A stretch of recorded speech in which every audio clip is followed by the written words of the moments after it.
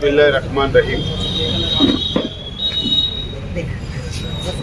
Indian secular party के तमाम ही हमारे पार्लियामेंट्री बोर्ड के अरकान, मैनिफेस्टो कमेटी के तमाम ही अरकान, प्रचार कमेटी के तमाम ही अरकान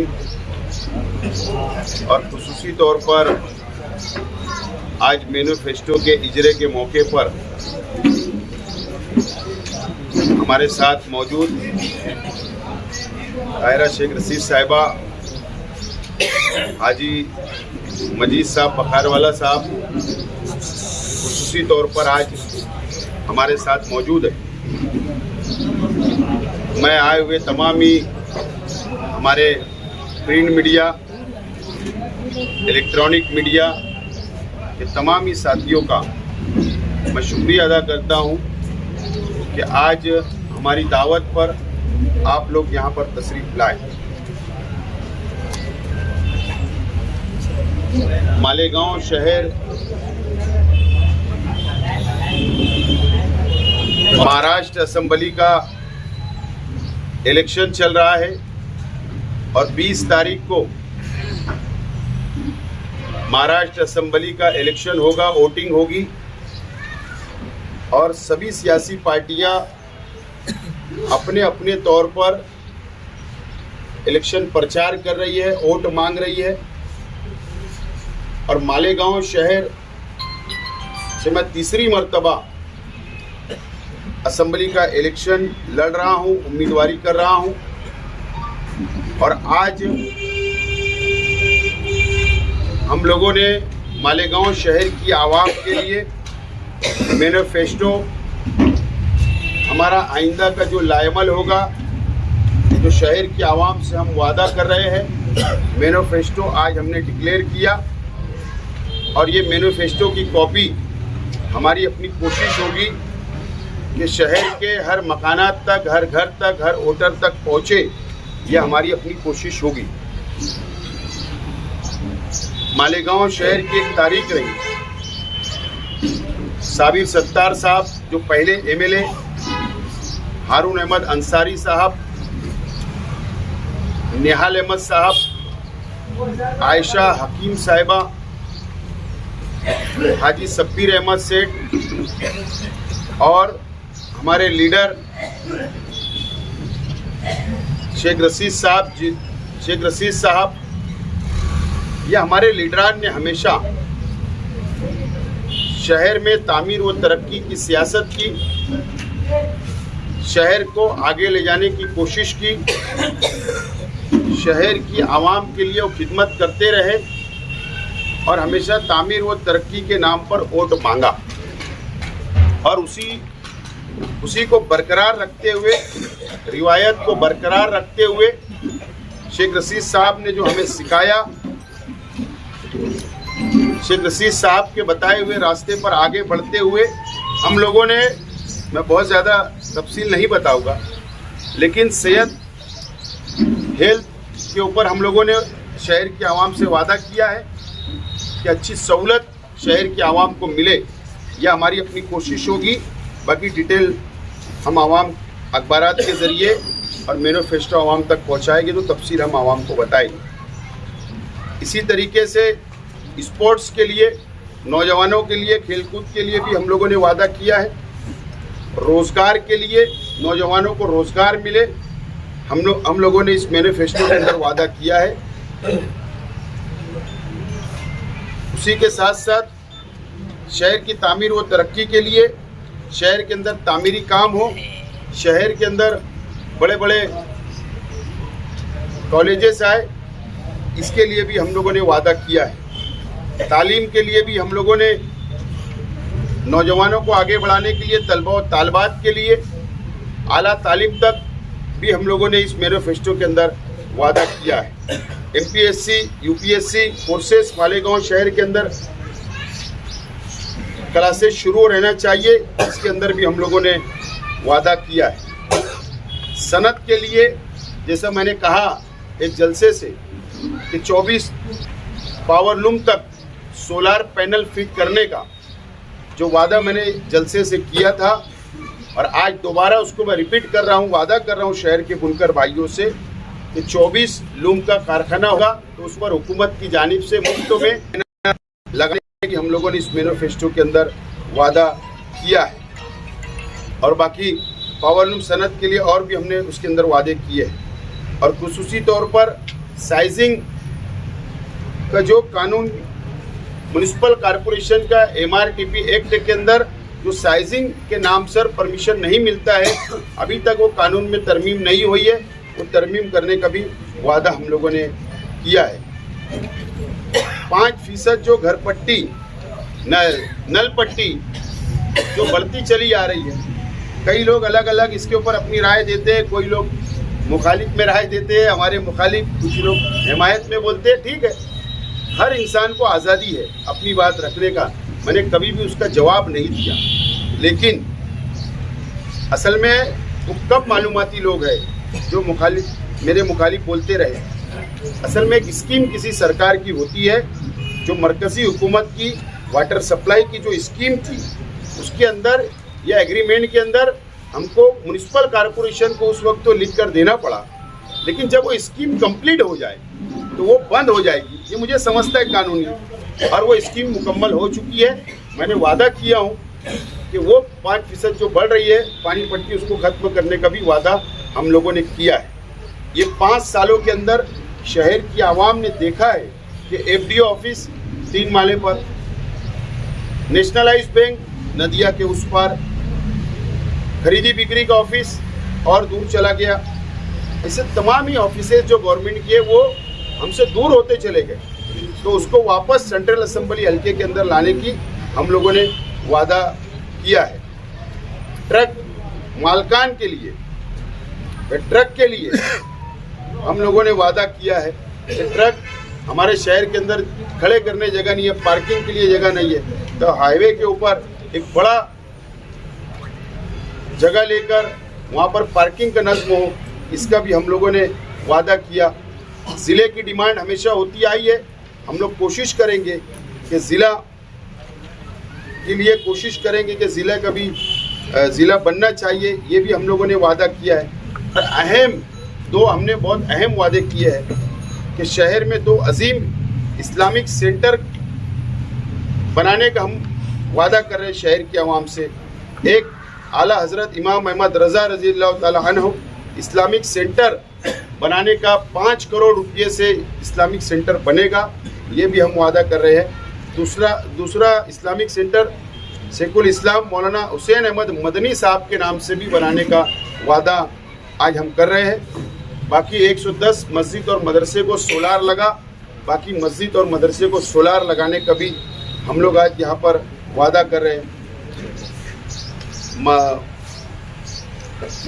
कई लोगों की डिमांड आ चुकी है मदरसा और मस्जिद की 250, तो इंशाल्लाह उसको भी हम पूरा करने की कोशिश करेंगे। वक्फ बोर्ड का जो काला कानून मरकज़ी हुकूमत लाई है, अगर मरकज़ी हुकूमत ने उसको पास कर दिया तो वो रियासत के अंदर लागू होगा, तो रियासत में जब वो लागू होगा तो मुसलमानों की प्रॉपर्टी, वक्फ बोर्ड की प्रॉपर्टी, मस्जिद, मदरसा, कब्रस्तान, ईदगाह पर वो अमल उनका हो जाएगा कलेक्टर का, तो उससे लड़ने का काम और वक्फ बोर्ड के मसाइल पर नुमाइंदगी करने का भी हम लोगों ने वादा किया इंशाल्लाह। और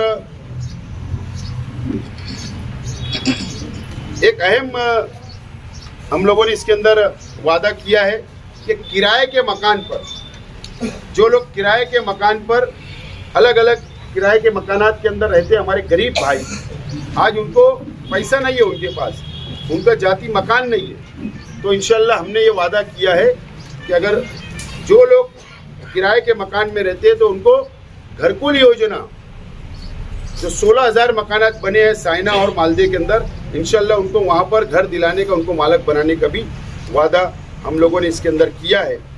हमारे ऑटो रिक्शा के जो साथी है, ऑटो रिक्शा के जो साथी है हमारे, उन लोगों को परमिट मिले और उन लोगों की तमाम ही सहूलत, चाहे ट्रैफिक से हो चाहे RTO से हो, उनके लिए भी हमने इसके अंदर वादा किया है। बहरहाल मैं इसके अंदर तफसील हम आवाम को बताएंगे, बहुत ज़्यादा लंबा मैं यहाँ पर इंटरव्यू या मेरी बात नहीं रखना चाहता हूँ। बहरहाल हमारे बुजुर्गों ने साबिर सत्तार साहब, हारून अहमद अंसारी साहब, शब्बीर सेठ साहब, काजी अब्बास अली साहब, आयशा हकीम साहिबा, नसीम मीना नगरी साहब और ऐसे हमारे पुराने जो बुजुर्ग हमारे लीडरान थे, जो हमको रास्ता बताया उन्होंने शहर की तामीर और तरक्की का, सबको साथ लेकर चलने का, सबका विकास करने का, सबका डेवलप करने का, गरीब अमीर मजदूर बुनकर तमाम ही लोगों को साथ लेकर चलने का। और ये मस्जिद और मीनारे को शहर को आज ज़रूरत है कि एक मजबूत क़यादत महाराष्ट्र असेंबली के अंदर रहना चाहिए, क्योंकि शहर के अंदर दबदबा ख़त्म हो चुका है। शहर 5 साल पूरी तरीके से खंडर हो चुका है। शहर के अंदर अलग अलग मुसीबतें 5 साल आई। फिरका परस्त मालेगांव शहर के आवाम पर हावी रहे 5 साल और आज के एमएलए साहब मुकम्मल तौर पर नाकाम हो गए। इसके लिए शहर की आवाम बदलाव चाह रही है। आवाम ने जहन बना लिया है बदलाव का। इंशाअल्लाह अब आवाम धोखा नहीं खाएगी, ये हमें उम्मीद है। और आज हमने जो मैनिफेस्टो शहर की आवाम के लिए लाए हैं, इंशाअल्लाह हम इसके ऊपर मुकम्मल अमल करेंगे। अगर शहर की आवाम ने मुझे मौका दिया तो ज़रूर इंशाअल्लाह हम लोग इसके ऊपर पूरा अमल करने की कोशिश करेंगे। इसीलिए आज की ये प्रेस कॉन्फ्रेंस, आज मैनिफेस्टो का हमने इजरा किया। और अहम बात, हमने बहुत बड़े बड़े वादे नहीं किए, बहुत बड़े बड़े वादे नहीं किए। जो बुनियादी चीज़ हमारे शहर को ज़रूरत है, जो हम कर सकते हैं, जो सहूलत दे सकते हैं, हमने वही वादा इसके अंदर किया है। कोई हमने हवा में बहुत बड़े बड़े वादे नहीं किए। जो हम जिस पे अमल कर सकते, जो हम मंजूर करके ला सकते, हुकूमत से मंजूर करके आवाम को सहूलत दे सकते, मुजाफात की बस्तियों के अंदर जो बुनियादी सहूलत की ज़रूरत है वो दे सकते, वो तमाम ही चीज़ें हमने सिर्फ वादा किया है। बहुत बड़े वादे हमने नहीं किए और इंशाअल्लाह इस मैनिफेस्टो के ऊपर हम मुकम्मल तौर पर अमल करेंगे। आसिफ साहब, आपका मैनिफेस्टो बड़ा अच्छा है, हेल्थ है, एजुकेशन है, डेवलपमेंट है, लेकिन आज भी मालेगांव शहर मूलभूत सुविधाओं से वंचित है। मैंने यही कहा ना कि बुनियादी सहूलत, मुजाफात की बस्तियों में शहर की आवाम के लिए जो बुनियादी सहूलत की ज़रूरत है, हम इसके अंदर मैनिफेस्टो में यही वादा किए कि इंशाअल्लाह उसको हम लोग पूरा करने की कोशिश करेंगे। मालेगांव शहर में मजदूरों की तादाद 2 लाख से ज़्यादा है। मजदूरों के ताल्लुक से आपने उसमें जिक्र किया। पावरलूम मजदूर ये हक के लिए, गैर मुनज़्ज़म मजदूर 122 है जो अलग अलग कैटेगरी के अंदर है, उसका भी वादा हमने इसके अंदर किया है। ये आप देख सकते हैं, इसके अंदर हमने वादा किया। लाखों मजदूर यहाँ पे है। इन मजदूरों का इस्तेसाल हमेशा होता रहा, उनको उजरत जो है वो बहुत कम मिलती है, तो उसके लिए कोई आवाज़ नहीं उठाता। कोई यानी एकदम यानी कोई भवन होगा, मजदूर भवन होगा, यह होगा, इसका जिक्र सियासी पार्टियां कभी करती नहीं। क्या वजह है इसकी?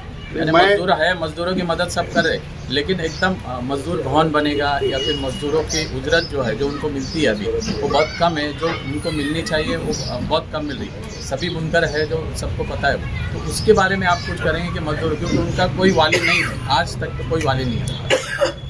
मैं जिस वक्त एमएलए था 2014 से 19 तक, कामगार बोर्ड बनना चाहिए, मैंने पूरी कोशिश की, उसके ऊपर कमेटी भी बनी, उसका अहवाल भी आया, लेकिन 5 साल गुजर गए, गवर्नमेंट ने उसको टेबल नहीं किया था हाउस के अंदर, वो अभी भी पेंडिंग है। आज के एमएलए साहब की जिम्मेदारी थी कि उसको टेबल करवाते, उसको वापस उसके ऊपर जद्दोजहद करते, उन्होंने नहीं किया। मैंने पावरलूम मजदूर के साथ 122 ऐसे मजदूर हैं कैटेगरी के जो अलग अलग धंधे व्यापार से मजदूरी करते हैं, जुड़े हुए हैं, उन लोगों के लिए वादा किया हूँ। और मेरी कोशिश होगी ये तमाम ही मजदूर जो है, पावरलूम मजदूर और अदर मजदूर, उनको इंसाफ मिले, उनको न्याय मिले, और उनके लिए मैं काम करता रहूँगा। मैं पहले भी मेरे पॉलिसी क्लियर थी, आज भी पॉलिसी क्लियर है और इंशाल्लाह उनको नज़रअंदाज नहीं किया जाएगा। आपने अभी कहा मेरा ये तीसरा चुनाव है, पीछे के 2 चुनाव की बनिस्बत इस मैनिफेस्टो में क्या फ़र्क महसूस करते हैं आप? पीछे जो 2 चुनाव आप लड़ चुके हैं, अभी ये तीसरा चुनाव है, क्या फ़र्क महसूस करते हैं? कुछ मसाइल कम किए हैं या फिर वैसा ही गाँव रहा है? 14 से 19 तक जो मैंने मैनिफेस्टो में वादा किया था मैंने 70% से ज़्यादा वादा पूरा किया था और मैंने हर साल हिसाब दिया था शहर की आवाम को। और 5 साल जब मुकम्मल हुए तो बड़ी मालेगांव स्कूल के अंदर हमने शहर की आवाम को हिसाब दिया था, वह हमने उसको मुकम्मल करने की कोशिश की। लेकिन ये 5 साल मैं एमएलए नहीं था। जिम्मेदारी जो एमएलए को मिलती है वह आगे के काम उन्होंने बढ़ाना चाहिए था। एमएलए साहब ने प्रेस के सामने उर्दू मीडिया सेंटर के अंदर ये कबूल किया है कि मैंने मैनिफेस्टो पे अमल नहीं किया, मैं नाकाम हो गया, उन्होंने कबूल किया है। लेकिन जब भी मैंने वादा शहर के आवाम से किया उसको मुकम्मल करने की कोशिश की और इंशाल्लाह इस मैनिफेस्टो को भी मैं पूरा करने की कोशिश करूंगा अगर शहर की आवाम मुझको एमएलए बनाएगी तो। पढ़े लिखे नौजवानों के लिए शहर के अंदर कोई सहूलत नहीं है।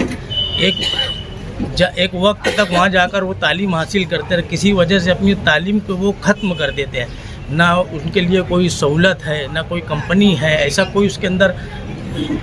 ये मैनिफेस्टो के अंदर हमने एकदम साफ तौर पर शहर के नौजवानों के लिए एक बात समझ लीजिए, बात ऐसी है कि रोज़गार के लिए नौजवान आला तालीम तक जाता है, आला तालीम हासिल करता है, उसके पास डिग्री होती है, लेकिन सरकारी नौकरियां नौजवानों को नहीं मिलती क्योंकि हमको रिजर्वेशन नहीं है। इसके लिए मैंने रिजर्वेशन की तहरीक भी चलाया था, कामयाब भी हुआ। हज़ारों लोगों को उसके अंदर नौकरियां मिली। बीजेपी की गवर्नमेंट आई, वो रद्द हो गया, बिल कानून ख़त्म हो गया। आज हमने साफ तौर पर इसमें ऐलान किया है कि नौजवानों के लिए, तालीमी याफ्ता नौजवानों के लिए कंपनियां, जो बड़ी बड़ी कंपनी है उनके लिए उनको रोज़गार मिले, उसके लिए हम लोग जॉब फेयर का हर साल यहाँ पर मेला लगवाएंगे, प्रोग्राम करेंगे, हज़ारों नौजवानों को नौकरियां दिलाने की हम लोग कोशिश करेंगे। इसके अंदर साफ तौर पर हमने वादा किया। साहब अभी आपने कहा कि मालेगांव से दबदबा खत्म हो गया, एक सियासी पार्टी का भी यही नारा है और फिर आप पर इल्ज़ाम है कि आपने एक समाजवादी पार्टी को खड़ा किया है वोटों की तकसीम के लिए, तो इसका कुछ क्या खुलासा देंगे? अभी दबदबे की बात आप भी छेड़ दी है, दबदबे की बात वो भी करते हैं। एक बात समझ लो, सियासी लोग हैं हम। निहाल अहमद साहब ने भी शहर के अंदर एमएलए रहे, बहुत सबसे ज़्यादा एमएलए रहने का उनको मौका मिला। हमारे मुखालिफ ज़रूर रहे, हम लोग एक दूसरे के मुखालिफ सियासत किए, लेकिन प्रशासन पे उन्होंने हमेशा दबदबा बरकरार रखा। मैं खुले तौर पर इस बात को कबूल करता हूँ। शेख रशीद साहब 10 साल थे, प्रशासन पे उनकी भी पकड़ रही, उनका भी दबदबा कायम रहा। मैं 5 साल एमएलए रहा, मैंने भी पूरी कोशिश की है शहर के अंदर दबदबा बरकरार रखने की। लेकिन शहर के एमएलए साहब मुफ्ती इस्माइल साहब, आज के एमएलए साहब का दबदबा मुकम्मल तौर पर ख़त्म हो गया है। ये पुलिस को भी साहब बोलते हैं, ये कलर को भी साहब बोलते हैं। आप देख लीजिए, एक गार्ड जो वॉचमैन होता है, जो गार्ड होता है, उनको रोक देता है। ये हालत ये शहर की हो गई है। तो बिल्कुल सही बात है कि दबदबा ख़त्म हो गया, इसलिए मैंने इस बात को रिपीट किया। और दूसरा जो इल्ज़ाम लगाया जा रहा है उन्हीं के साथ का वो सवाल का एक हिस्सा है कि भाई ये कहा जा रहा है कि समाजवादी तो आप ये चले, क्या निहाली जो है वो इतने कमज़ोर है कि उसको उंगली कोई पकड़ के चलाएगा? मेरा ऐसा मानना है कि अगर वो मुफ्ती मोहम्मद इस्माइल कासमी साहब के साथ 19 में थे तो बहुत पवित्र थे, बहुत साफ सुथरे थे। बीजेपी में जो जाता वॉशिंग मशीन में धो के आ जाता, साफ हो जाता। आजकल ऐसा हो गया मुफ्ती साहब के पास जो रहने वाले वॉशिंग मशीन के धोए हुए, उनके साथ थे तो अच्छे थे। अगर उनकी नाकामी से परेशान होकर अगर उन्होंने अपना रास्ता अलग चुना तो इसका मतलब शेख आसिफ ने खड़ा किया। हमारा जितना लंबा पीरियड निहाल अहमद साहब के परिवार से और उनकी पार्टी से संघर्ष रहा, शहर में किसी का नहीं रहा। जितना हमारे खिलाफ उन्होंने तहरीकें चलाई, किसी पार्टी ने नहीं चलाई। हमारा उनका सियासी नज़रिया बिल्कुल अलग है। हम हमारी लाइन से चल रहे, वो उनकी लाइन से चले, ये बात बिल्कुल गलत है। और मुफ्ती मोहम्मद इस्माइल कासमी साहब को शहर के आवाम के सामने इलेक्शन के स्टेज से काम बताना कि मैंने 5 साल ये किया, एक रास्ते से भटक कर आवाम को गुमराह करने के लिए ऐसा स्टेटमेंट कर रहे हैं। अच्छा, आपने मैनिफेस्टो में कहा कि किराए के मकान में रहने वालों को घरकुल योजना के तहत बसाया जाएगा। ऑलरेडी 11,000 कॉलोनी में काफ़ी सारे परिवार रहते हैं, मगर वो पूरा इलाका बुनियादी सहूलत से महरूम है। ना अच्छे स्कूल हैं, ना अच्छे दवाखाने हैं, ना आने जाने के लिए ऐसा कहा था बसों का इंतज़ाम भी हो। ज़्यादातर मजदूर तबके की कमाई रिक्शा के भाड़े में जो चली जाती है। क्या कहेंगे आप, अगर इस तरह का आप करते हो तब क्या सहूलत मिलेंगी उन लोगों को ये सारी चीज़ें? शेख आसिफ का नाम ही एक गारंटी है, अल्लाह का करम है, ये मेरी क्रेडिट है कार्यकर्ताओं की मेहनत से, और जो मैं काम करता हूँ उसको मुकम्मल करता हूँ, यही मेरी गुडविल मैंने बनाया उस सियासत में। और जो मैं वादा कर रहा हूँ कि जो लोग किराए के मकान में रहते हैं उनको वहाँ पर उनका जाती मकान दिलाने के लिए मैं गवर्नमेंट लेवल के ऊपर लड़ाई लड़कर कोशिश करके उनको दूंगा, नंबर 1। दूसरी बात कि वहाँ पर सहूलत मिलना चाहिए था, नहीं मिली। 5 साल एमएलए साहब की जिम्मेदारी थी कि उनको सहूलत पहुँचा देते। दादा भुसे साहब का संबली हल्का है, वो भी चाहते तो सहूलत पहुँचा देते, लेकिन ये दोनों सिर्फ वो टक्केवारी के अंदर रह गए, कमीशन लेने के अंदर 5 साल गुजार दिया, इसके अलावा उन्होंने कुछ नहीं किया। मैं घरकुल योजना में 11,000 मकानात में जाकर आया हूँ, वहाँ की आवाम से मैंने वादा किया हूँ कि आप अगर मुझको वोट देंगे इंशाल्लाह मैं कामयाब होगा। तो मैंने उनसे वादा किया कि नेशनल हाईवे से आपके मकान तक, कॉलोनी तक सीमेंट कंक्रीट रास्ता और बुनियादी सहूलत वहाँ दूंगा। हाई स्कूल देने की मेरी कोशिश है, वहाँ पर दीनी मदरसा होना चाहिए, उसकी मेरी कोशिश रहेगी। वहाँ मस्जिद बनना चाहिए, उसकी कोशिश रहेगी। दीनी माहौल रहे, तालीमी माहौल रहे और बुनियादी सहूलत मिले, मैंने उनसे वादा किया और इंशाल्लाह मैं उसको करने की कोशिश करूँगा।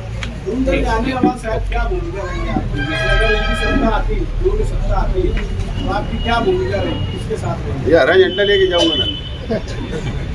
ऐसा है, पहले नतीजे आने दो, मैं भी शहर छोड़ के नहीं जाऊँगा, आप भी शहर छोड़ के नहीं जाएंगे, और ये मेरे जिम्मेदार है। ये मुझे जहाँ पे बोलेंगे यहाँ ये करना है तो मैं वो करूँगा।